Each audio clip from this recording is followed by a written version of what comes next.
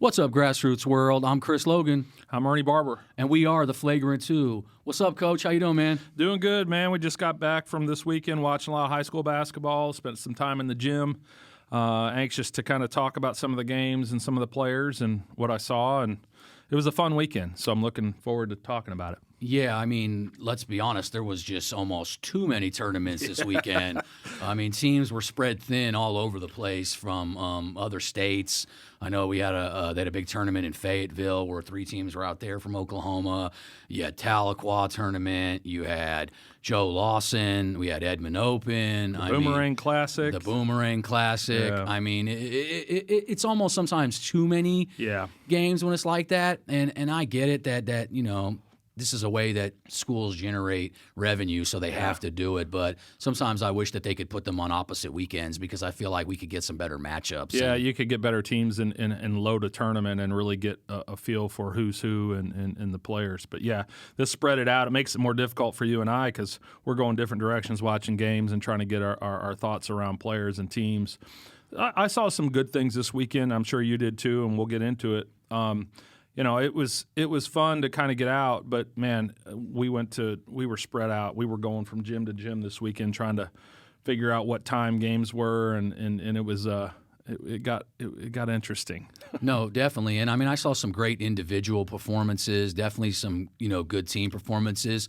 Some of the teams did really well that we talked about were on the rise. Yeah. You know, in some 6A matchups and some things where we said, hey, this team looks really well, and they performed really well. And so it's just a matchup, you know, battle of matchups and things like that. Here's a thought real quick. I'll interject this. And of all the things we've seen since the beginning of high school this year, from what we did the kickoff for the school ball this year, and we kind of ranked who we thought was going to win each class, what – if you had to say of all the teams that you would switch or change out of what we initially said, which one sticks out to you the most? Well, in 6A, I'm automatically going to say that I would have Edmond North, to me, is still up there. And pencil it in. Almost a class of their own, but they're there. But I would probably say right at this second that Tulsa Union is probably the team. And we actually talked about them even after the fact. We went and saw them at East West really Showdown. That they are a team to me that has exceeded expectation, super well balanced in the way that they're built. Like, and I was just having this conversation with a coach yesterday about them, is that they have like a college type, not just college size, but college put together roster. They have a legitimate point guard, a legitimate wing, a legitimate power forward, and a legitimate center, which a lot of times in Oklahoma high school basketball, we just don't have that. Yeah, they weren't in my top 5 for 6A, and I changed that. They're one of the 2 teams. There's another team, and I'll wait to see what other teams are your thoughts. But Union's definitely in my top 5 and maybe in my top 3, maybe 2. Yep. You know, obviously there's some other teams there that are really, really good too. So the time will tell throughout the season. Any other teams stick out to you? I'm just trying to think off the top of my head of certain teams that looked really good to me. I had some surprise teams. I actually think that Edmond Santa Fe is actually having a very nice season, and we didn't even talk about them at all. We didn't even mention them. They got a few seniors, but they're a lot of young guys, and we kind of left them off the radar. They've lost a couple guys that moved to other schools. So it's like, you know, when we were doing our preseason and things, we left them off, but they've only got 1 loss on the season, and that's the Tulsa Union, and they took them to the wire. I mean, they really could have won that game, and you know they're a play away from being undefeated right now. So they're one of the biggest surprise teams to me, you know, and they play really hard. So I don't know who maybe you saw that stuck out in your mind that we haven't maybe talked about, or just somebody that just jumps off the page. I'll start with 5A first. I think Midwest City, I got to give Midwest City, I got to give them a bump. I think that they weren't on that upper end. I put them in my top 3 or 4 easily. Yeah. Easily. And then I would say I'm going to flip on the on my champion for 5A. Crossings is the best I've seen. Okay, so we're gonna change. We're gonna make a change up here. Yeah. Crossings. I mean, Carl Albert is a really good basketball team and tested and been to the state championship numerous years, right? Yeah. Kind of like Millwood almost in 5A, Millwood in 3A. Yeah. I mean, it's just you just know that they're going to be there one way or another. They dismantled Carl Albert. They thoroughly beat them. Yes. In every way, every facet of the game. Lot of turnovers by Carl Albert. I know they've got a great coach. I know he'll clean that up, and I know they'll go to the film and they'll look at some things and they'll adjust and they'll be better the next time they encounter each other. And I have no doubt about that. But what I will say is, and you've got some individual players on Carl Albert that I think are athletic, are really going to be big time players. Yeah. And we talked about that when you and I were both at the game. But in terms of a team, just Crossings to me. I think Crossings looks as good as anybody that I've seen collectively. Now, do I think that they would match up with, say, an Edmond North or some of the other dominant teams? Yeah. Maybe not quite that level, but not far off. Yeah. I think they can play with them. I don't know that they would beat them. But they in 5A, they are the cream of the crop in 5A. Yeah, and I mean, I think like right now we want to talk about tournaments, but also a week in review, and that's where me and you started the week off when we went to that Crossings Carl Albert game, which is highly anticipated because by Fun almost game. everybody in the state, that's their top two picks of teams that would play for the 5A right now. And we both came away from that just at this point. Yes. Crossings just looked they looked like they were a well-oiled machine at that point. It's also a stylistic matchup. Yes. That's a good point. Crossings shot lights out from the perimeter. Yes. And they are very skilled. I was I'm not going to say super impressed because we talked about it on multiple episodes that when Phoenix Woodson is engaged, they're almost hard. I mean, it's hard to beat. I mean, he was great the night against Carl Albert. He not only was he tough on the boards defensively and blocking some shots, but offensively, I mean, he was doing some great stuff off the pick and roll, pick and pops. Finishing at the rim. He had multiple alley-oops. He stepped out and hit some threes. He looked phenomenal to me. Cam Parker is the banger, does everything for them, but can step out, hit the nice shot. Evan Krotz played out of his mind the other night, played really well. I mean, kind of controlled the game. Cal Furnish really didn't even have to score much in that game. He just facilitated, did what he does, and had guys, Braden Buckingham, 2026 kid, was lights out from three. Yep. They had everything. Carl Albert, they just struggled from the perimeter. They're super athletic, big team. We talked about it. You just said it. I think we're going to see a different Carl Albert the next time that matchup happens, or for that the next game they play, they're probably coming out on fire. One of the things that stuck out to me was when I look at the matchup, and you hinted at it or said it directly earlier in terms of style of play. And one of the things that I saw from Carl Albert, that they ran a lot of 5 out, and it was just dribble, drive, kick. And there wasn't – I didn't see – there was some sets run, but I didn't see anything that was effective, offensively for them. I think it was – and then when they did shoot from the perimeter, you just felt like there wasn't a lot of confidence when they were shooting. Right? No. I think only a couple guys hit jumpers really in that game for them. Yeah, and it wasn't consistent. I want to say Ryan Reynolds hit a few. Yeah, he hit a few. And we got to say that they were missing a senior Casey Baker, a guard for them who has a ton of experience, played in multiple championship games.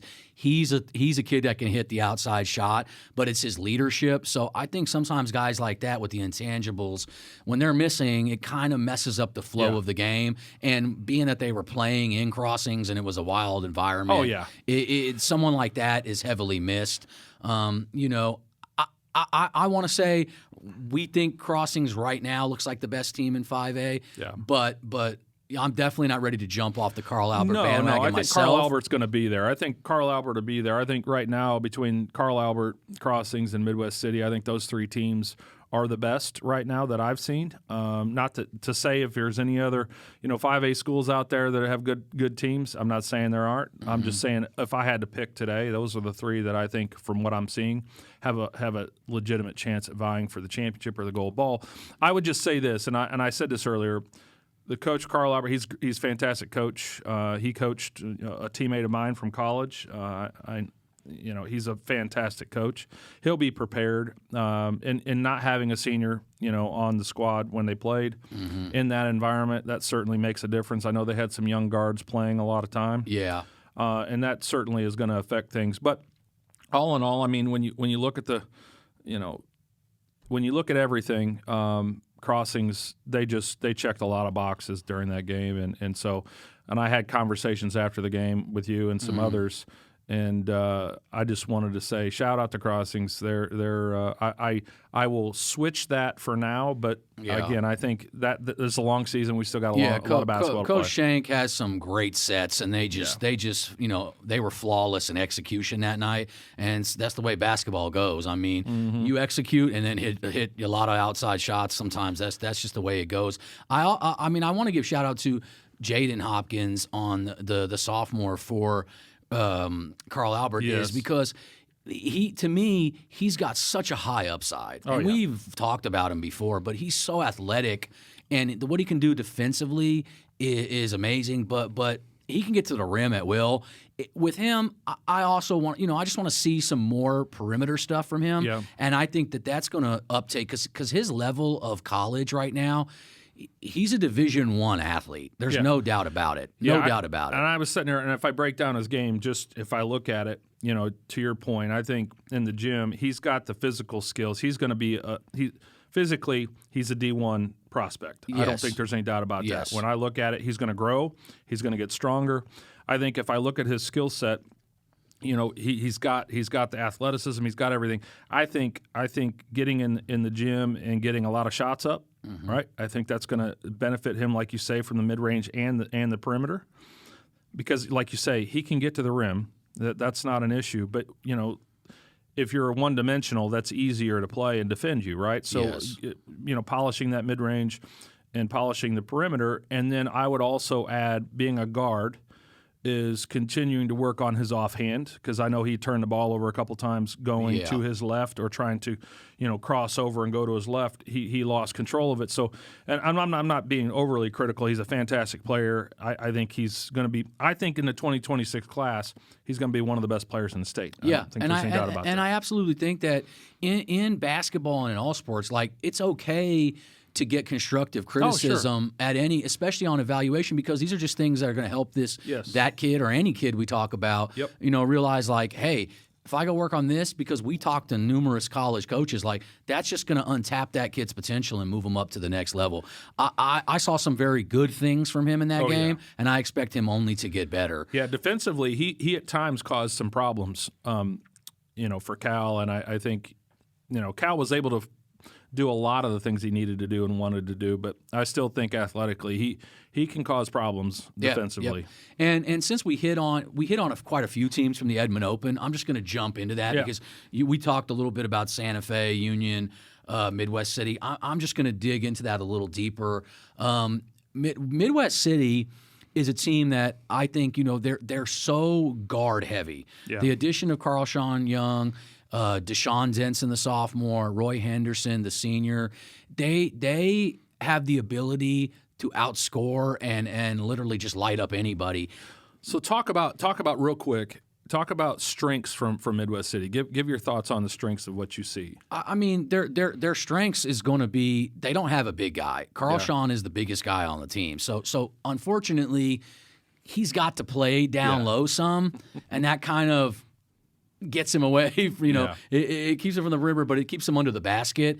The good thing about that is he's able to get rebounds and go on a break immediately. Yeah. And he's one of the fastest, if not the fastest kid as far as someone with that size at 6'4", physically built. No one stops that kid when he decides he's getting to the rim. Yeah. I really like what they do. They're a team that's got to play. They just need more chemistry. Yeah. They haven't been together long enough now with the addition of him to kind of. And they already look good. They definitely have some glimpses. They turn the ball over a little bit too much in the game. A lot of dribble driving does that too. If you don't have much size, you don't work. You don't have anybody to dump the ball into or pass out of the high post. Or and a lot of times dribble drive. You've got help defense. Guys get their hands in there, and sometimes it causes turnovers and issues. Yeah. So I Makes I sense. watched them in the semifinals. They played Edmond Memorial. They had the lead most of the game, and it was, kind of an all-around effort. All the guards were hitting shots, getting to the rim. The second half, they turned the ball over a little bit too much, and it kind of hurt them. And it's just, to me, it's chemistry. They have the ability in 5A that they are going to beat a team that you think that they shouldn't beat. Yeah. It's definitely going to happen, because when those guys are all clicking, it's lights out. Yeah. And, Deshaun Denson, D2 we call him, he is an absolute stud on the offensive end. I don't know that you're going to find another kid that's as gifted and natural and just smooth. His facial expression doesn't. He's just a killer. I call him an assassin, because his facial expression never changes. It's like he's never too high, never too low. That's good. That's a good trait to have. He just wants to kill you. And when he's out there, he does. 9 times out of 10, he's great from the perimeter. He can drive. He's wiry. The way he finishes around the rim, he's tough to stop. He's also a playmaker. He makes plays, and he sets his teammates up. They're just a small team, so they play differently. Roy Henderson's another one, kind of like a 6'1", 6'2" combo guard, real strong built, can light you up from 3. I like them. It's chemistry. They haven't played together long enough. Carl Sean just got there, where he was eligible like last week. So they just don't have enough games under their belt yet. They're going to be good. But on the other side, Edmond Memorial, the addition of Draylon Nero, who was Edmond Santa Fe's leading scorer last year, coming over, maybe was the difference in that game. Is that they were able to dump it down to him, and he's like a 6'4" post, essentially, but he's so strong, and he's got such soft touch around the rim, and he's relentless. That kid, you can tell he's a football star, because when he's out there, he puts his body on the line. That kid does not care. He lowers his head, and he'll run in head first. Every team needs that guy. No. He did well. The kid that stood out for me, and is a kid that I, gave praise in the summer with Team Trae Young, is sophomore Hudson Franz. Hudson Franz controlled that game in the second half. He was MVP of the tournament, wasn't he? No, that was I think Dalen Fuller got it for Union. Okay, got it. Okay. But Memorial played them in the championship. If he wasn't on the Super 5 they call, or whatever it's called, when they give if Hudson Franz wasn't in that, I'd be stunned, because sometimes they don't give it to underclassmen. I know how that goes. Sometimes they give it to the seniors. It is what it is. But he was lights out. He was relentless. He played downhill. He might have had 3, 4, and 1s that finishes in that game. Hit some threes. I saw some highlights from him. He looked good. He looked good on both sides of the ball. He's a good player. Kieran Padula brings his lunch pail. He's a tough kid, tough as nails. Another football guy that's a stud on both. He brought it. They're good. Danny Lynn was great for them in that game to get them to the championship. They've got good balance. That's the one thing I think, and I think that's probably what played out against Midwest City, is Midwest City might not have been as balanced as Edmond Memorial. Edmond Memorial, with the addition of Nero, I think is a lot more balanced. And if I were to say, they're just on the outside of they're a fringe team on the outside of the 5 that I have in my head. Yeah, no doubt. I think with adding him, and they're always going to be competitive. I think they scout well. Coach does a lot of homework to prepare the guys every week, and then the balance of that team. They could certainly sneak up there. A couple things change. They could certainly sneak into that top 5. But initially, I didn't have them in there. But now that knowing that he's there, I think there's an element there that certainly could get them there if they continue to improve throughout the season. and we're not even talking about kids like Brady Handcuff that they have, who had a block at the rim that was spectacular at the end to kind of save the game.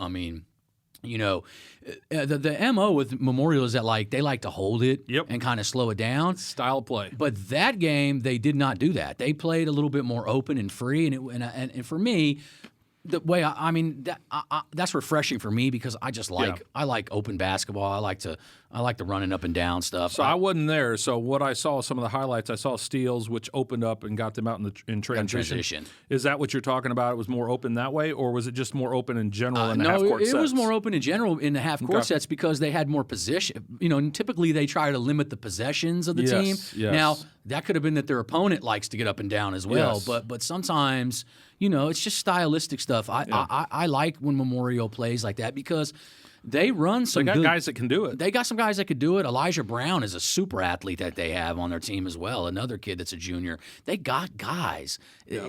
It's just they got to play within the system, and he definitely runs some great sets and some stuff that works out. But when they get out and run, I think they even look better. Yeah. I mean, I'm not here to tell them how to coach or anything like that, but I just if I'm saying from a fan's perspective, they've got the guys, and watching it, I like when they get up and down a little bit, and it kind of made them to me look a little bit better when they do that. And I've thought this over the last couple of years. I know when Padula was, before he went off to Virginia Tech, he kind of dictated everything on that team, and a great player. I don't have any qualms with that.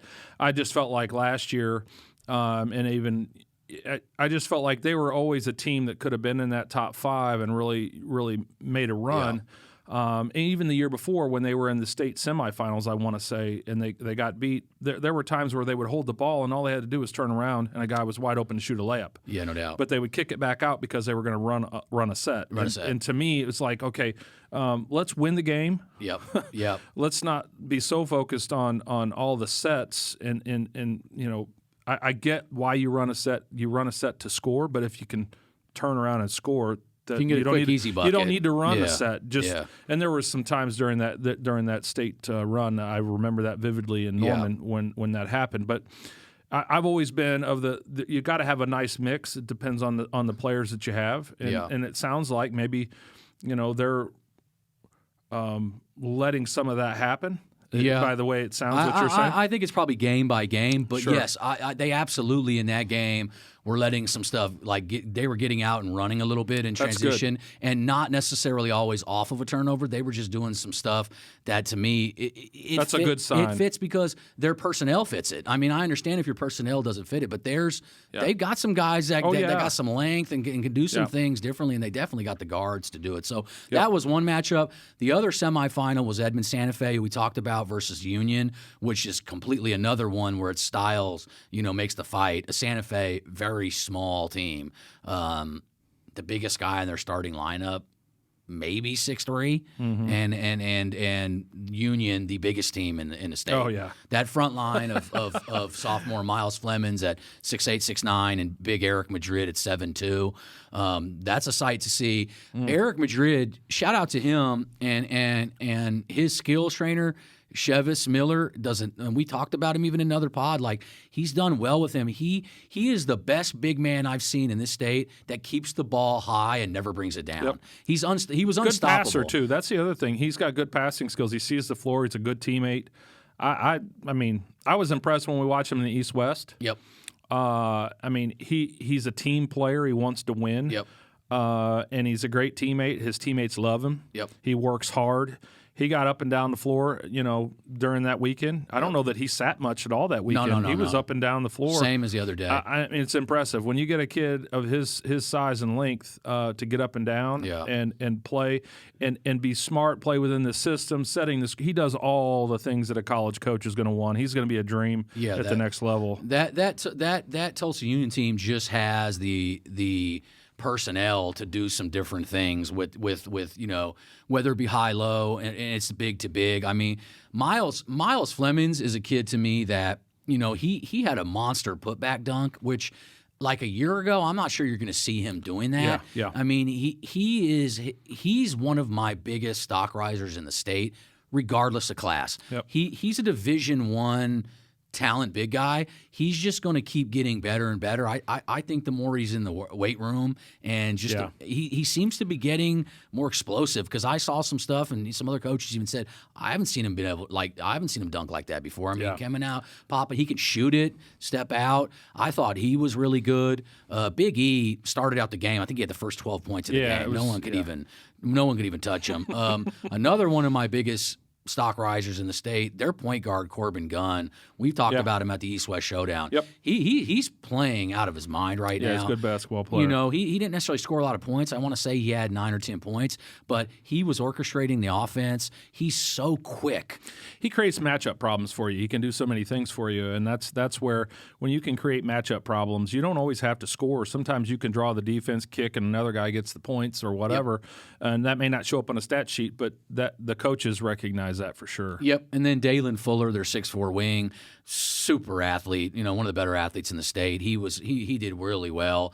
I mean, had some of the biggest dunks of the whole weekend in any tournament I've seen. I mean, he was, at the gym and the crowd oohing and on some of the stuff he was doing. He played well, getting to the rim, had a couple pull-up mid-ranges. We talked about him at the East-West. I mean, he just looks good right now. Mm-hmm. That team looks good. But I got to give kudos to Edmond Santa Fe. Yeah. They are. We didn't even talk about them in the beginning of the season. No, and like in kudos. that matchup, I just thought, the only chance they have is to just run them out of the gym. And it wasn't so much that. It was a lot of 5 out. It was a lot of, spreading them out. Yep. They knocked down a ton of perimeter shots. Senior Nick Rhodes hit a bunch of threes. One of my favorite players in the state in the 2025 class is Aiden Best.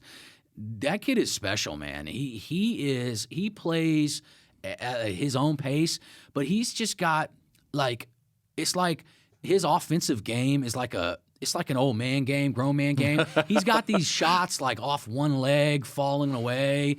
It's just refreshing to see. It's like he's watched tape of NBA guys, and I called it on Twitter. I put the Dirk one-legged shot that Dirk had, where it was almost crafty. Huh? It was crafty, and he hit it, and he was hitting them off the backboard. Yeah. He was hitting them, just swishing them in from the mid range over 7-foot guys. I mean, he's just very crafty.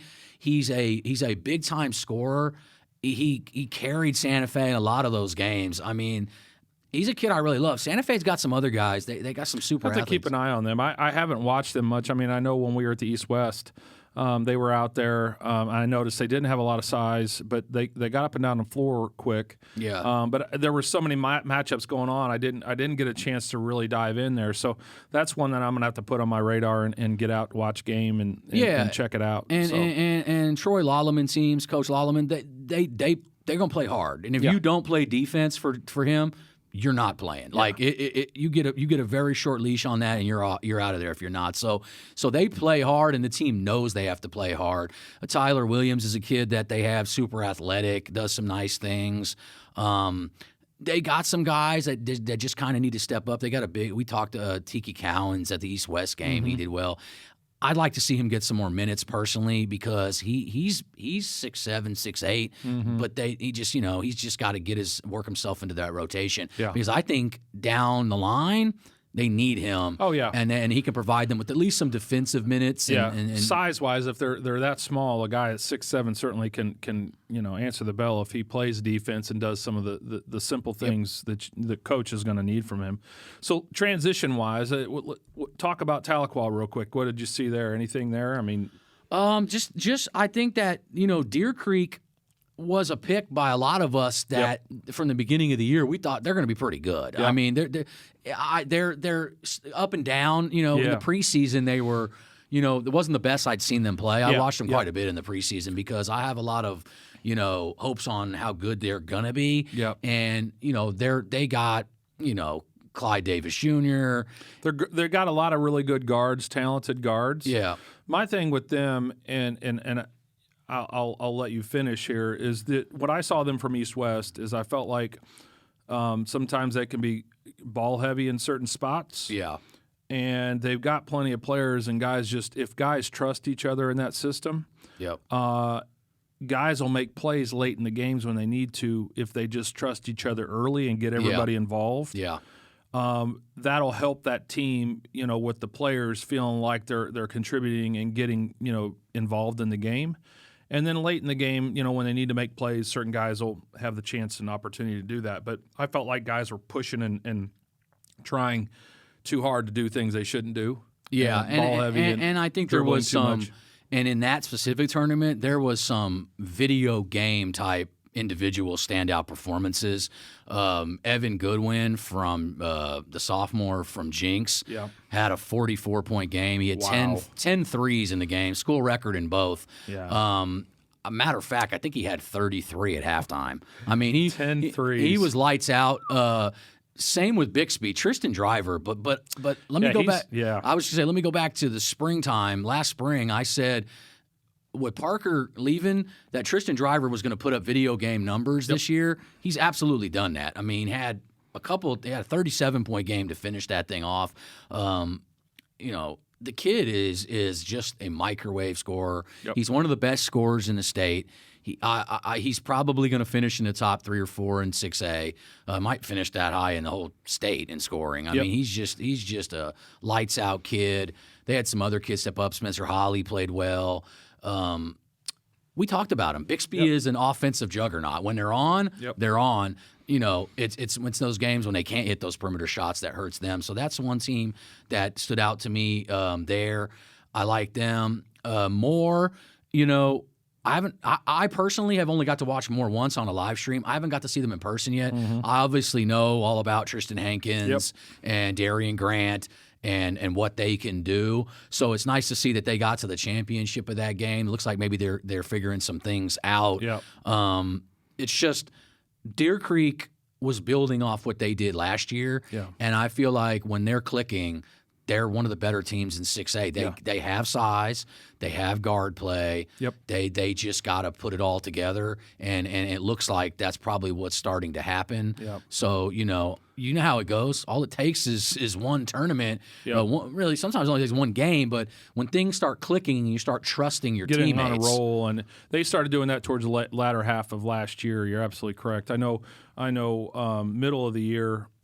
When my son was playing, it was a simple game, and they were missing some guys, so we knew that going in. But then at the end of the year, they got us at home, and they were a different team, and I'm seeing that. And then it went into the state tournament, all that leading up. But I figured coming in another year, going through spring and summer ball, these guys are only going to improve, and they have. I think it's just really about chemistry for them and everybody playing their roles and trying to trust each other early on. And obviously winning a tournament like this, gives you momentum and confidence. And I'll just say this, I tell kids all the time, if you play with confidence, that's 80% of it. The other 20% is the skills and, trusting your teammates and having good people around you and coaches that put you in good position. But confidence is, if you have confidence, that's a big, big, big portion of success. So it's good to see Moore getting to the finals of that. That game being 64-49, I think Deer Creek came out 15 points ahead. Moore knows what they've got ahead of them because, like we said, I think Deer Creek's in that top 5 range, top 5, top 6 in the state for sure. Moore knows what's ahead. So I'm not surprised by how that played out in terms of.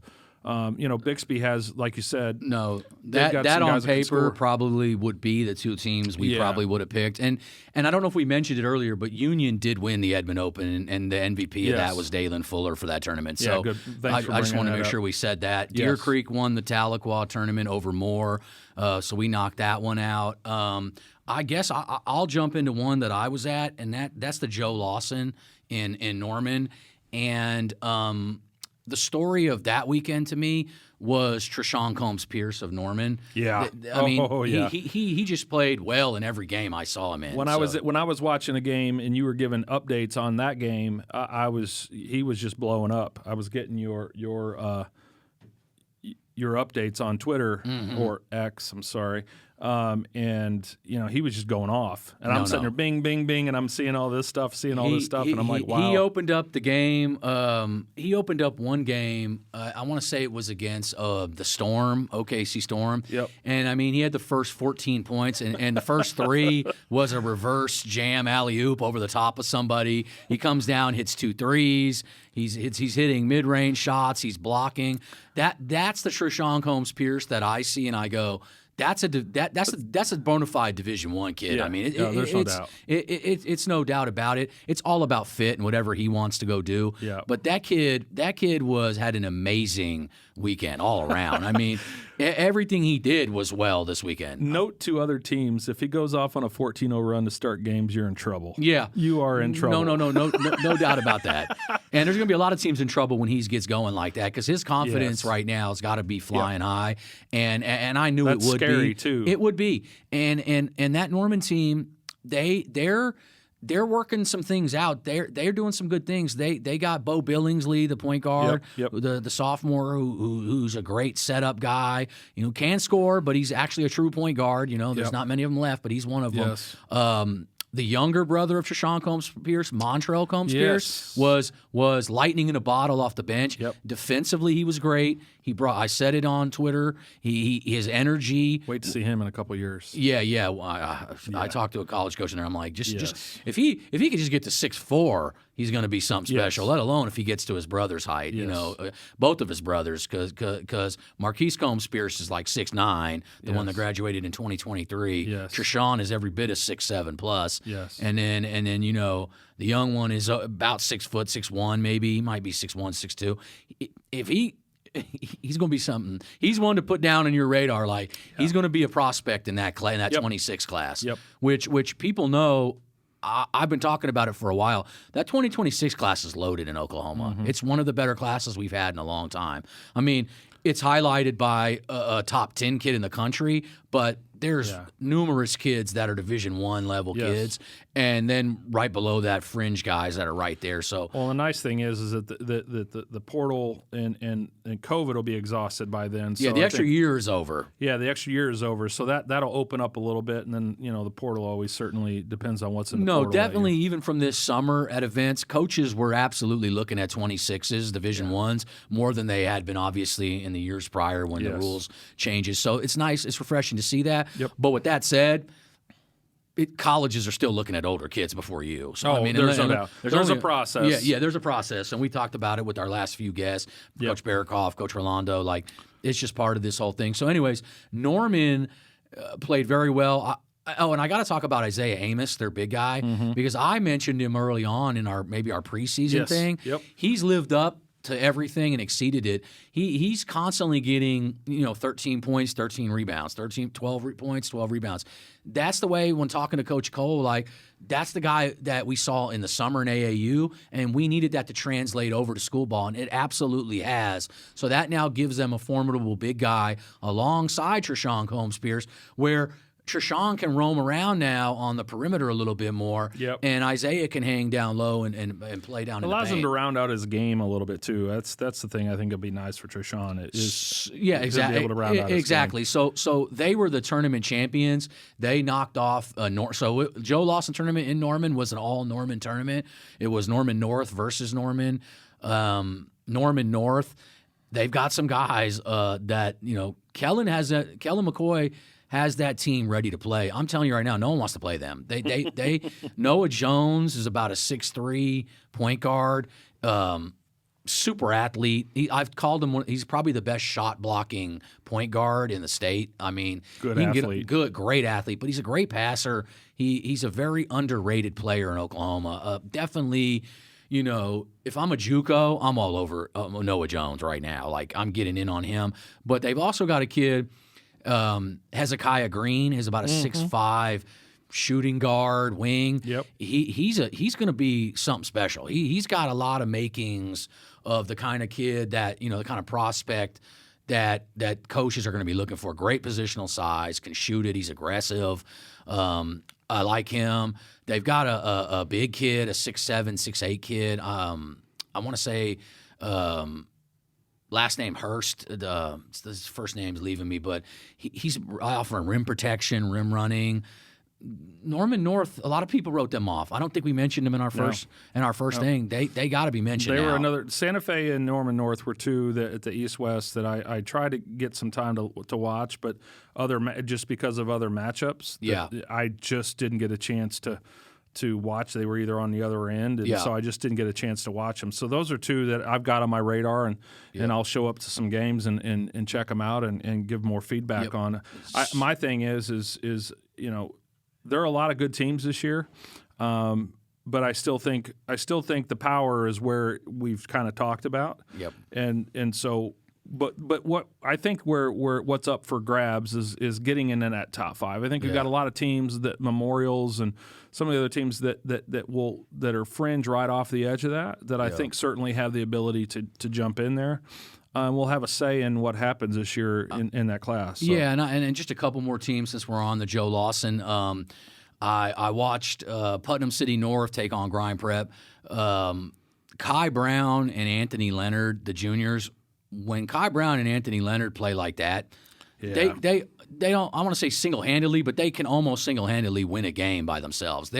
Anthony Leonard is one of not only the most explosive point guards in the state, but he has no fear. Like, that kid will attack. He doesn't care who's in front of him. He's a ball player. He's a ball player. His offensive game, and not only that, he's a dog on defense. I mean, Yes. he takes it personal. He plays with that chip on his shoulder. One of my favorite players to watch, alongside Kai Brown. Kai Brown, in that particular game, was one of the best games I've ever seen him play, and I've watched a lot of Kai Brown. That's saying something. That's saying something. He's long. The lefty, I mean, he was scoring from all three levels, but it was his defense, which to me, I mean, I gave him player of the game, I think, last year at the Mustang Classic, because he took over a game and won it for PC North last year when they were senior laden, based off just defense. Yes. I remember that. So if I'm going to talk about Noah Jones being one of the shot blocking guards, Kai Brown, I counted 4 or 5. I want to say officially he had more than that. I mean, he was swatting everything. And they had some guys step up. The freshman Micah Thomas, Micah Thomas's brother, who won a state championship and plays at Nickel State, D1 kid, hit some huge threes in that game. When it looked like the tide was turning for Grind Prep, Micah Thomas hit some. Micah Thomas hit some great shots and kept them in that game, and that was a great win for them. Grind Prep is loaded with talent. They had some foul trouble. Jance Alsup was in foul trouble, so that took away some of their post presence. What I saw from them was what I expect to see from them, and that's Cedric Dixon. Cedric Dixon in the second half was a flamethrower. I mean, he was hitting every three that he put up, and that's what he does. That's what he does. He's been hot all year. I mean, he'll bust a game wide open, and next thing you know, you're down by 30, or if they're down, he'll bring them back. He got going. Carlos Adamson Jr., he was great for them. He's a shooting guard for them. Wing came over, played in Michigan last year where his dad was coaching. They started Grind Prep. And he's played really well. I'm gonna do some new 24 rankings, and Los Adamson definitely belongs on that. The kid plays with moxie. He's a coach's son. You can tell he knows what he's doing. He finishes at the rim. He knocks down big shots for them. He's just a 6'2" athletic guard. I like him for them. David Wilson, we've already talked about him. David didn't have his best scoring game. No, I noticed that too. I noticed that. But David's biggest impact is defensively and getting rebounds, blocking shots. He changes games without scoring buckets sometimes, and has the ability from the defensive end just to change the way kids think about even going to the rim when he's in that general area. He's just so long and athletic. It's just huge upside. No, absolutely, I agree. And then the last thing I would say from that tournament that just jumped off the page is the Storm team starts a 2029 point guard. So you said that, seventh grader. That's 7th grade for you guys who don't know. I'm not laughing at that. That's impressive. I'm laughing because it's impressive. A. Pinder was a leading scorer of the game against Norman. He had 17 points, and I want to say he had 6 or 7 assists. He does not get rattled. I mean, obviously, he's very small in stature right now because he's young. Sure, he's a 7th grader. He's a 7th grader. But the fact that he went against a 6A team that, is a state-type team. Wow. And held his own. That's got to be. I mean, I don't know anybody else that's doing that. Say his name again so all of us can hear it. A. Pinder is for the short, but it's like A. Akandel Pinder. He's got a long name, and sorry if I mispronounced that. No. But I just want people to hear his name. Yes. Any kid that's 7th grade and plays against a 6A team and plays under control. That's just beyond impressive. And to go even further, he's played 17U for the last 2 years. That's unbelievable. So it's not like this is his first rodeo with guys that big. But the thing is, he just wasn't out there. He was doing stuff. He was producing. Yeah, that's what I'm saying. It's not just being out there, but being productive. 17 points in a game, managing the game, playing point guard, moving the ball. I just playing defense. As a 7th grader, I just have fun. I mean, he's definitely. I've got a 2029 list. It's not a ranking because I don't rank kids at that age. Sure. I have that on my website. Shameless plug at okieball.net if you want to check that out. Yeah. But he, along with, I'm trying to think of Timothy Young. I was trying to think of the other 29s. Him and Timothy Young, Trey Young's little brother. Right now, I would say those are the top kids in that in the 29 class. That's impressive. That it's looking like we won't say anything too far of where we project them at. Yeah, because a lot of things change and people catch up. I get it. And Timothy absolutely could play up as well because he's got the size. He's about 6 foot, maybe a little over already. He's already ahead of his brother in pace as far as height. He can hoop too, but he plays for Heritage Hall. But he's an 8th grader. I mean, I'm sorry, he's a 7th grader as well. So that's for the future. Those are 2 guys to put in your memory bank for the 29 class. That's a bright future. So sure. that rounds out the Joe Lawson. So that was Trayshawn Combs-Pierce. I was just going to say was MVP of that tournament. Yeah. Norman takes that tournament and wins that. Yeah, and I wasn't surprised by that. He really showed out. The thing I was surprised, not necessarily surprised at, but as hot as he came out, I just thought, man, it's going to be hard to beat Norman if Trayshawn is playing that level of basketball because they've got a lot of good pieces on that team as well. And, of course, Coach Cole, I think he's as good as you're going to find at the 6A level. He builds the right culture. He's a great coach, and he teaches the right things. I just think he's a fantastic coach. So shout out. A couple things. I'll move over to the Boomarang Classic to Dale, and then I'll also say this too because I've got some guys in my program. The Woodward tournament this week in Weatherford pretty much ran away with that. No surprises there. Yeah. CJ and the Sage twins just, and of course Rehrman, they all played well. Yeah. But they just ran away with that tournament. Weatherford is a juggernaut. Yes. We got to get. I mean, they were our pick, I believe. Yeah, and right now they've lived up to everything and probably exceeded that. I would say that they are one of the top 3 or 4 teams in the state. I'll just say that. I think this Tournament of Champions, which I've got printed out here, and we'll talk about it briefly, coming up here between Christmas and New Year's, is going to be – that first-round matchup is going to be a lot of fun. But and I just want to say I've seen some other publications with their power rankings, and for Weatherford not to be – you either haven't seen them or you don't know what you're looking at because they should be up to the top. I don't care what class we're talking about. They're fantastic. They've got D1 players all over that roster and role players and guys that are role players that could be better the best player on some of these other teams that we talk about all the time. Yeah. So they're loaded. But the Boomarang Classic, went to watch Dale this weekend. Dale obviously was dominant, won it, but OCS came in, played really, really well, got to the finals in that tournament against Dale, and I was there for that. Dale won 64-51. Dayton had 26 points, 9 rebounds in the final. Mm-hmm. Dale looked impressive and started out real impressive. Dayton came out, hit 2 threes and then 2 free throws right away, and we're up. And I thought, oh Lord, that's not good. Well, OCS answered that.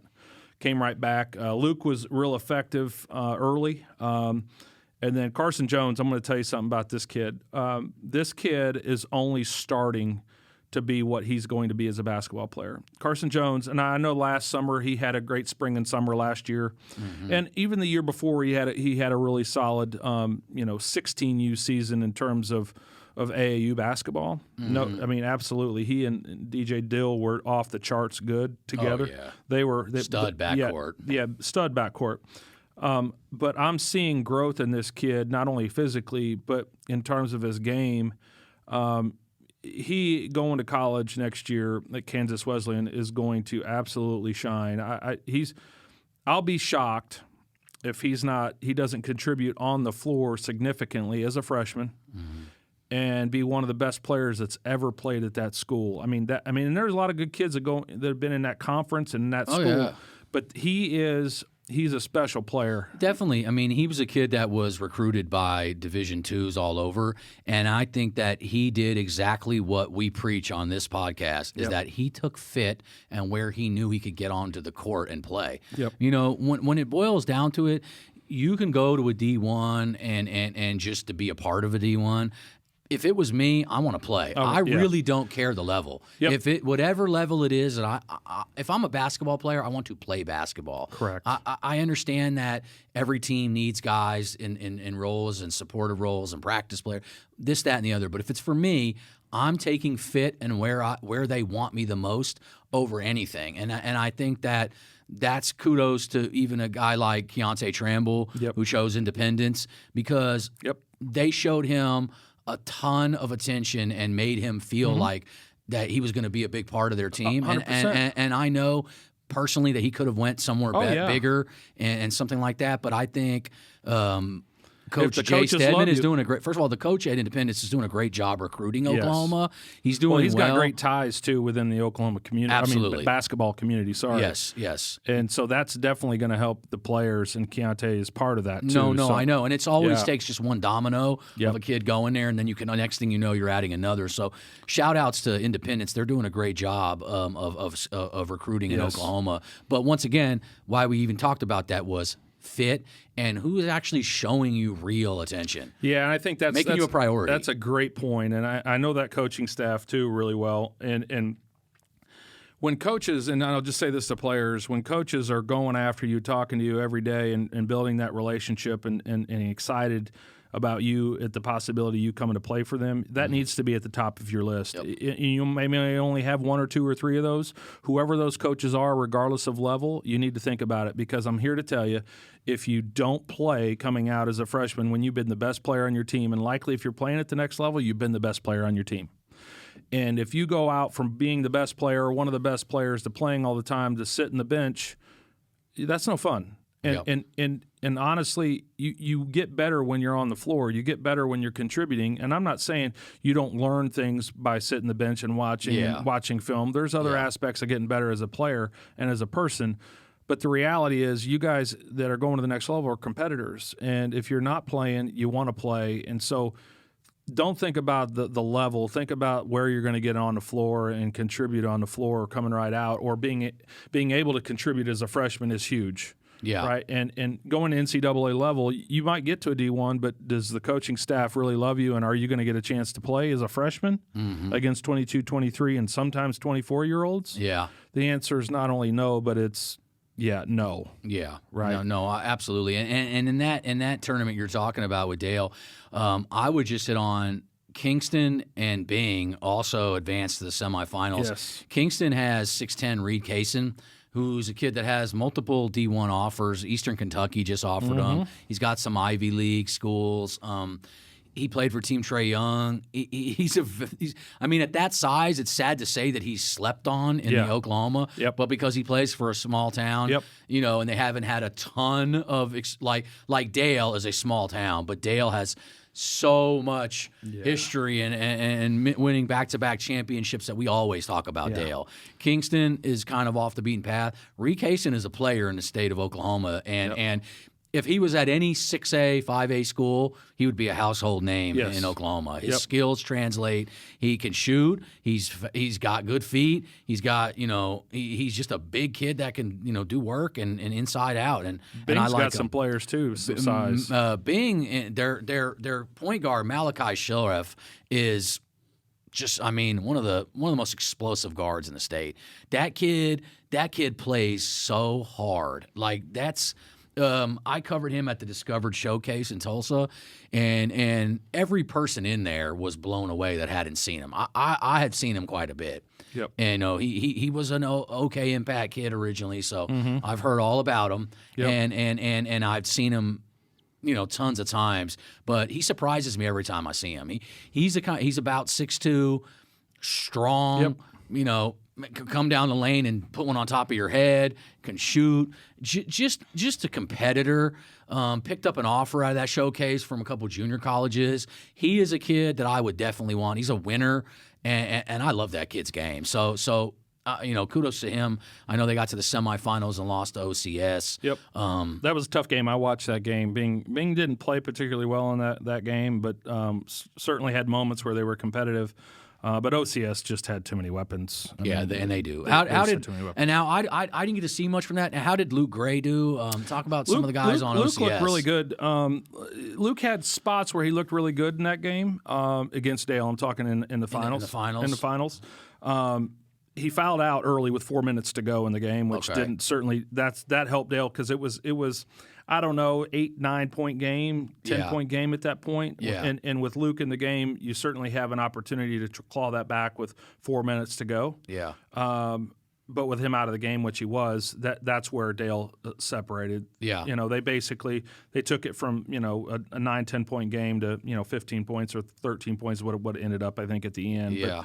But Dayton had 26 points. He started off hot. They went cold, second, third quarter. They didn't shoot the ball particularly well. They got a nice three from Dayton before half to give them separation, 31-28 at halftime. Mm-hmm. Come out at halftime, I thought, man, we might have a barn burner here, right? Yeah. And then they didn't shoot great, and then they started catching on, and basically OCS got in some foul trouble that allowed Dale to score some points at the free throw line. Yeah. The whole rule with the 5 fouls and 2 shots. Yeah.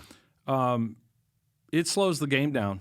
Yeah. It really does. I'm not sure I'm a big fan of it. I was going to say, do you like it? I'm not a big fan of it. I don't really. like it. I don't like it. I don't like it. I'm just going to tell you that right now.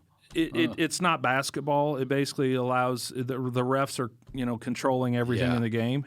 I'm not a big fan of it. I mean, so from your opinion, are guys getting a ton of points at the line like that? Yes. I mean, they're junk points. They're getting junk points. Yeah, they're getting junk points. I mean, you can say whatever you want, but you've got players, and a lot of times the guys that have the ball in their hands at critical times of the game, the guys that can knock down free throws and have the ball in their hands are going to get 2-3 points a game, maybe 4 points a game different than what they would normally get because of this rule. So for them, they probably love it because it helps their individual stats. Yep. But I hate it as far as basketball. It slows the game down. Refs are managing the game. I'm just not a big fan of it. And so Dale obviously comes out as tournament champion, and Dayton Forsyth is your MVP of the tournament. Oh, 100%. And they got a gold ball out of the tournament. That was pretty cool. I thought it was pretty nice. But I wasn't surprised that they won. I think the thing with Dayton is Dayton takes over when Dayton wants to take over. That's pretty much how that goes. What makes him what he is. But I will say this: they are loaded with players on that team. Every guy on that team knows their role. Oh, yeah. Every one. And they can shoot the ball from the perimeter. Every one of those guys can shoot the basketball. They've got lightning. I mean, you've got kids on that team that if Dayton weren't on the team, they'd still be one of the best in the state. Oh, yeah. They're a team, if we talk about a team that's bought into the culture of the team, they are number one. Oh, 100%. Like those guys. Coaching staff for Dale is first rate. Oh, yeah. No doubt about it. And they've got guys, like you said, that they just play their role. Levi Kelly is one of my favorite players. That kid would step in front of a Mack truck to if that's what the coach said do, he would do it. He does not care. He plays so hard. He hits big shots for them. He's always whenever time I go out to watch Dale, he's always performing. Exceeds expectations of what maybe even people think from him. He's just a gamer, and he's probably every coach that he's ever played for. He's probably one of their favorite kids. Yeah, I'll say this too. I'll go a couple other things. The Edmondson kid, Coach Edmondson's son. Yeah, Easton. He is lightning quick. Yeah, no, he's a good player. I mean, lightning quick. He's a good player. He can get in the paint anytime he wants to. Yeah, he's literally anytime he wants to. He's an extension of the coach. Oh, man. And so that helps that offense because you already have Dayton, who literally can pick any defense apart with just his pinpoint passing, not even talking about his scoring. Yeah. When I always think about Dayton, I know Dayton can score on anybody. Yeah. It's the other stuff is why Dayton is who he is. Yep. I mean, his passing, and we talked about it already, it's next level. He's a next level kid. His game, he's elevated his game, Dayton, in the last every year he's done it, but in the last couple of months, I feel like he's even taken it to another. If he's a 3-star, then we got a problem because he needs to be moved up. I'm sorry. I don't care what anybody says. Well, that kid's better than a 3-star. When he gets to OU, 3-stars are good. I mean, it ain't like that's like some bum player. OU's done well by getting him. There's no doubt about that. No. On this with Dale, and I saw Nate Logan at the Dale tournament this week, and with that I'll cut off over time. to get perfect transition. A little transition to Nate Logan. Logan Elite Basketball. Nate Logan of Logan Elite Basketball, training out of Destiny Christian High School in Del City, Oklahoma. He provides affordable group and individual training options every week. Logan Elite Training aims to help players develop their skills, basketball IQ, confidence, and ultimately help them become more prepared for their current teams as well as for the next level. Logan Elite currently trains some of the best high school and junior high players, including #1 player in Oklahoma, as we just discussed, Dayton Forsyth. Visit LoganEliteBasketball.com or message him on Instagram at NateLogan_Logan Elite for more information on how to get signed up.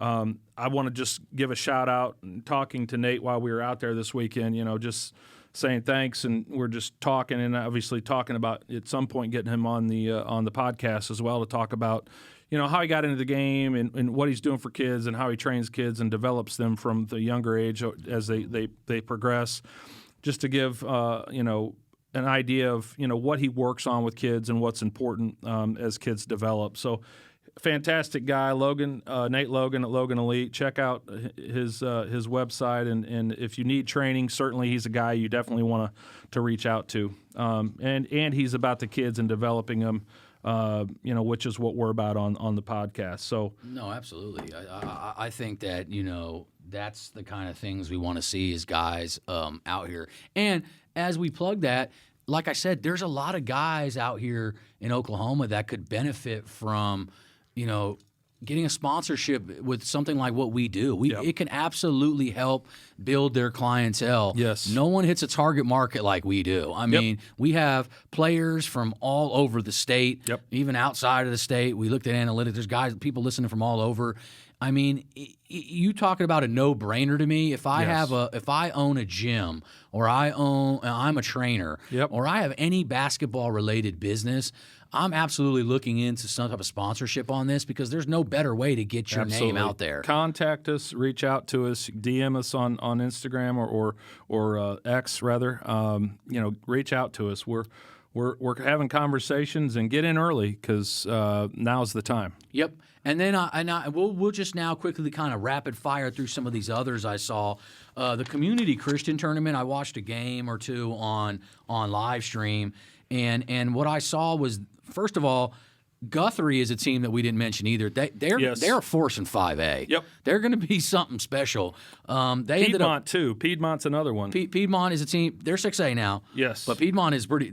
Yes. Walker There's Kennedy. another one. Walker Kennedy. We didn't even get into with them. He was MVP of the tournament they were in. Yep. Walker Kennedy's had a monster season. But you know what? That doesn't surprise me, because we talked about it in the beginning of the year. Coach I expect that from playing, Walker. Yeah, Brandon's got them playing high level basketball, which no surprise there. But Guthrie, on to the Guthrie discussion. Guthrie was led by Tyrone Beatty and Braden Morgan and Alex Clark, all seniors, senior leadership. That team plays like, if we, rabid pit bulls. They go at you. They will make the game and muck it up, but they will be on you. They're quick. They can shoot. They are going to be a force, and no one is going to want to play them. I could just tell you from that. They beat Community Christian in the finals for that tournament. Community Christian had some, senior step up. Colin Bond played well in that tournament. Noah Robinson, of course. Destin Edwards, the sophomore, had a good game. Boxy Banks was, to me, Boxy Banks is a college prospect that people need to look at. He's a 6'3" explosive guard. Does everything well. I mean, really nothing he doesn't do well. Defends.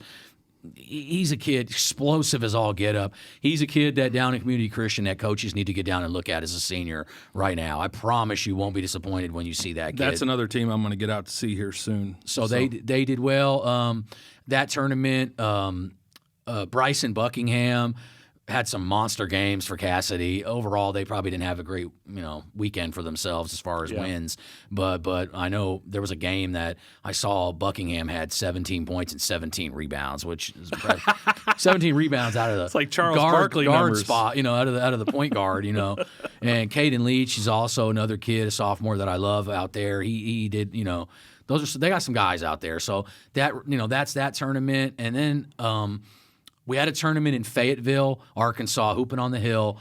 I tuned in to quite a few of the games on stream. Matter of fact, we had a matchup of Douglas versus PC West. That's always strange. Wish we could have had that game in state, because I would have been all over it. Landry Ballard was special in that game. Douglas pulled out the win, knocking off, in my opinion, a 6A contender. Oh, yeah. They won by 3 points. Landry Ballard had like 18 points, 9 assists, did what he does. He's a great player, controlled that. Had some other guys step up and do some good things for them. The freshman for them, Matty House, I really like him. He's a kid that he plays much older than what his game is. Yep. I really like him. They played well. Owasso, that tournament first of all, Plano East won that thing. Plano East is like 15-0 on the season. They're a juggernaut. So they won that tournament. But Owasso, Jalen Montanati set the school record with 9 threes in a game, the first round game, had 33 points, did his thing. Jax Kerr, we've talked about him. Yep.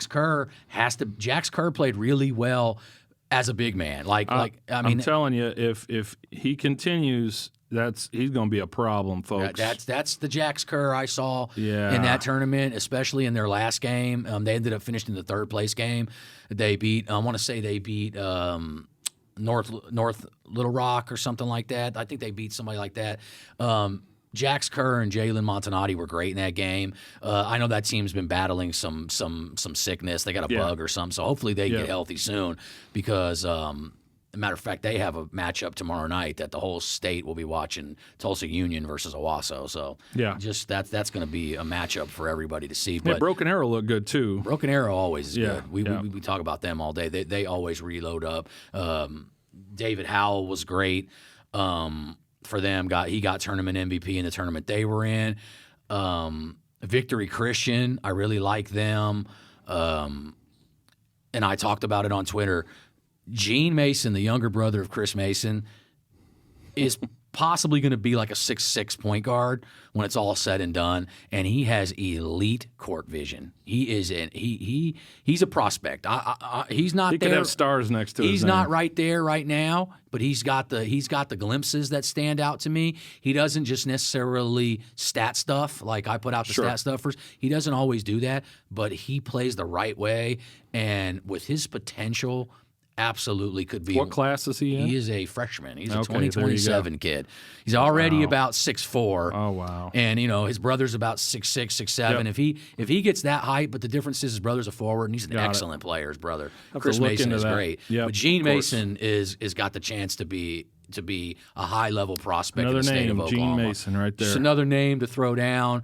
I think that, we wanted to go over a little bit on the Tournament of Champions and give a quick rundown.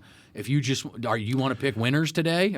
Yeah, I think so. I wouldn't mind it. I mean, heck, it makes it challenging when you're this far out. But it came out. The bracket came out for it, and it's going to be the 58th annual Tournament of Champions. And it's going to be at the BOK again, right? I believe that's the case, it is. Correct? It is. So you've got Edmond North 6A versus OK out of Class A. Yep. And you got Weatherford against Crossings, and then Owasso versus Metro Christian, and then Dale against Hale, Tulsa Hale. So, I mean, if I go through these, I'm going to pick the 6A. I'm just going to move that right over. Edmond North goes there. Over okay. I think they'll just overpower them. It's too much size. Yeah. It's just too much. I mean, you're talking the best team in the state, arguably, and against a Class A school. And OK is a very good team. Sure. They got some guys, but they're just not going to be able to handle the size, I don't think.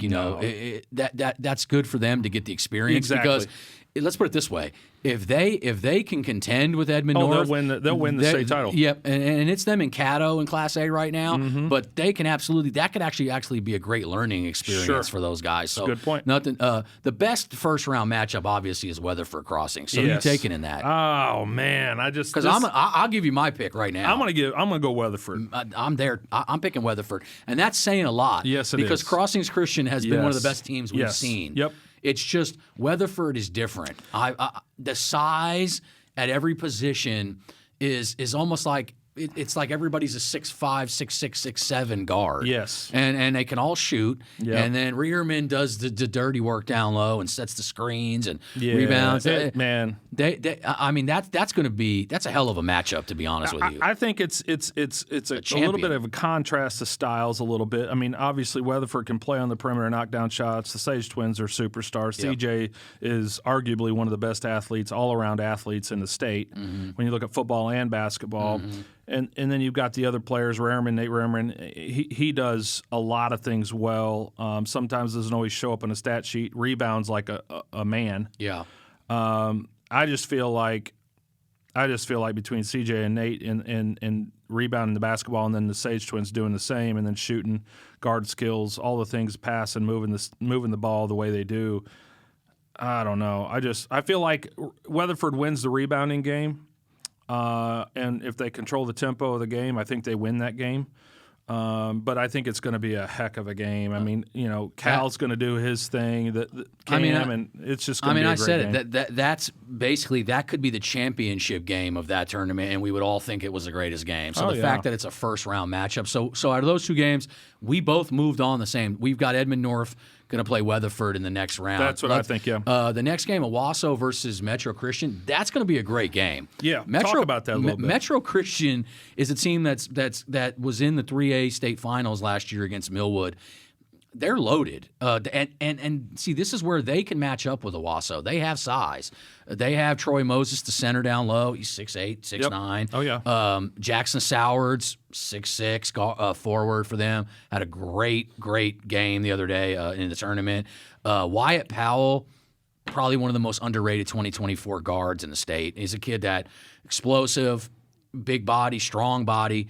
Can get 30 points in a night. They're a well-balanced team. So it's not that Owasso's size is going to stop them.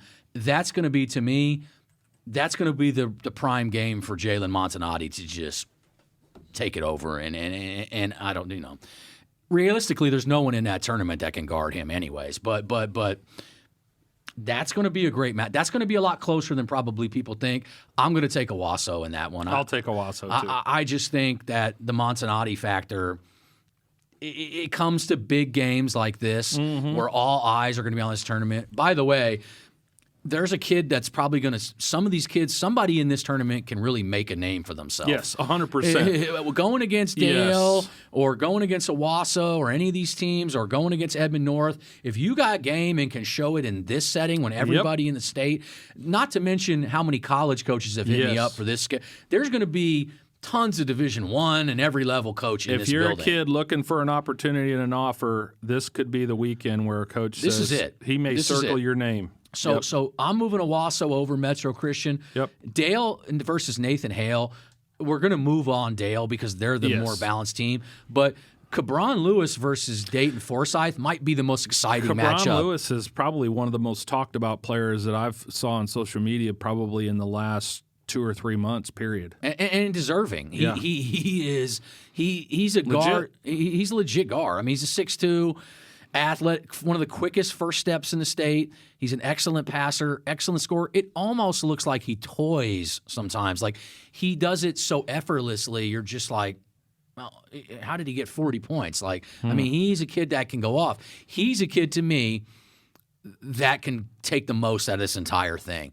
If him and Rio Adams, the 6'8" forward for Nathan Hale, they're a dynamic duo. They're going to be overmatched as far as team-wise because Dale just plays so well together. You've already hit on everything they do. But Cabron Lewis, to me, could come out of this with – if he's able to hang with Dayton, he could come out of this and then get some offers and some major interest on him. And well-deserving of it because he's a great player. So that's intriguing, actually. I'm moving on Dale. Absolutely. I'm going to move on Dale, too. But I'm just going to say to Cabron, this is your opportunity. Oh, yeah. Take advantage of it. Take advantage of it. I mean, if you ever wanted all eyes, I mean, every basketball player lives for moments like this when everybody's going to be watching to tune in. This tournament of the champions, it's missing a few teams, and that's maybe for another discussion of why Millwood and some of them other teams were in it. Douglas hasn't played in this from what I've heard in 20-some-odd years. So I maybe not expect them, but Millwood, maybe they turned it down. I have no idea. I don't know why those teams aren't in it. I would have loved to have seen those teams in this. I think that the Oklahoma City public school teams needed to be in this, and I hope that wasn't a reason. I don't know the reason. So, just for whatever that is, I don't know. So we're moving Dale on. So let's go to the next round. Let's say Owasso and Dale. God, that's tough. You talk about a It's the two highest rated prospects in the state. Yes, college prospects in the state in Dayton Forsyth and Jalen Montanati. Yep. I mean, other than them two, that's probably even rated that up. It's probably someone like Carl Sean Young would be the only other player. Yep. But that's possibly number one and number two, and have fun picking that. I mean, I'm going to go with the Owasso on that, and the only reason why I hope the Dale fans don't hate on me for it. You're never allowed back in Dale. Yeah, and I was there this weekend. Great fan base. Yeah. There's a reason why the kids are the way they are. They got great families, and it shows in every way. So I love the program, the kids. The reason I'm picking Owasso is I'm going to go with obviously Montanati having a big game, and then Jax Kerr. I don't know that they don't have anybody that can hang with him. Now I know they've got their Traden Chambers is their big guy. Yes, but when I look at him, he's probably about 6'5". Yeah. Okay, and if Jax Kerr plays like a man that he's capable of, that's game over. And that's the thing is that when Dale played in Illinois, they went against Hoover, Alabama. That's what killed him is that Traden had to go against a legitimate big, and he got into foul trouble, and that took him out, and that hurt them at the end of the game. Yeah, I think it'll be a great game. I think it'll come down to the end. That matchup is going to be so exciting.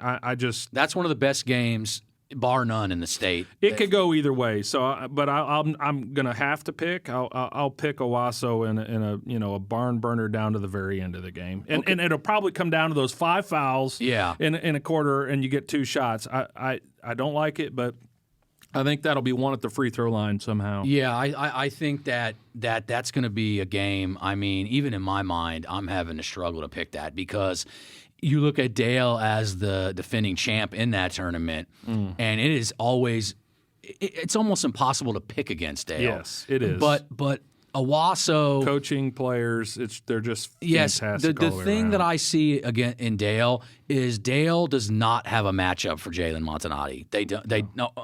No. Jax Kerr you can talk about you want, but I just don't see who's going to guard Jalen Montanati, and that game that could be a Dayton going for 45 and a Jalen going for 50. Like, that could be that type of game, and I think a lot of people hope it's that kind of game. It'll be kind of exciting. I also am going to take Owasso in the upset, and we might get killed for that because a lot of people pick Dale in that. But I'm looking at matchups. I think that – I'll put it this way. I think Dale – is probably playing better right at this moment in time even than Dale. And I think that Owasso would agree. I think the people in Owasso would tell you that. That right this second, now that's a couple weeks away, I want to see, barring Owasso gets over their stuff and they're back to 100% health. Oh, man. Here's why I'm picking Owasso, and I'll say this and I'll drop it, is – I'm picking Owasso because I feel like Owasso's ascending to the throne in the state of Oklahoma. Yeah. And I feel like this game, if this plays out the way we think it will, and nothing against Metro Christian and Hale, they could make us completely null and void of this conversation. But if those two teams play each other, I feel like Owasso is vying for the Edmond North throne. Yeah. And I feel like they have a legitimate case to go for it. And I feel like if they win this game, there we go. They're on their way. And so speaking of, we can move up to the Weatherford Edmond North game. That's going to be, I mean, this is loaded. If you are a basketball purist, December 27th through the 29th is must-see basketball. That second round of Edmond North Weatherford that we pick, and whether it could be Edmond North Crossing Christians, but by the way, Crossing Christian knocked out Edmond North out of that tournament last year. Yep. So that right now we have Weatherford versus Edmond North, Owasso Dale. That could be the best semifinal of any tournament I can remember in recent history, or the last 15-plus years Arguably the best 4 teams in the state. Yep. Right. I mean, there's others that you could put in there, but you can't go wrong with those 4. Yep. So I'm just, the Weatherford Edmond North, go. I'm gonna go Edmond North. I cannot pick against Edmond North. I can't either. But I will say this, and I'll shout out to my guys on the Weatherford squad. I'm picking them, but I'll give an asterisk, okay? And here's where I think the difference is in that game. Yeah. I think when you look at CJ, you look at the Sage Twins, Edmond North, you've got the studs on their front line, You can almost they could nullify each other, let's just say, Yeah. right? And there's no real advantage on either side. If you have one, it's minuscule, very small.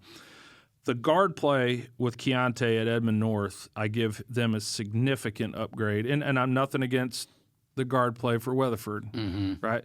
But I know who the guard is, and he's a stud for Edmond North. Yeah. Weatherford hasn't stuck out like that from a guard perspective, point guard perspective, right? Yeah. And so when I look at those two, it comes down to matchups, and it comes down to who's going to outshine the other.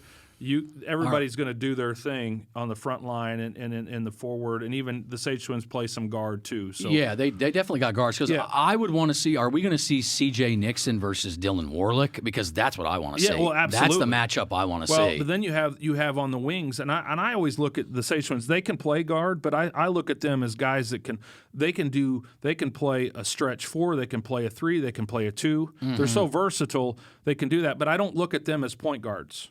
When I look at Keontae's a point guard. Oh, if we're just talking point guard, and that's what I mean by point Edmond guard. North. It goes to Edmond North. And that's why I'm picking the Edmond matchup North. is Edmond North as far as point guard. Also, I would say Bryce Potts as a legitimate big guy. Yes. I would favor him as well in Correct. the matchup.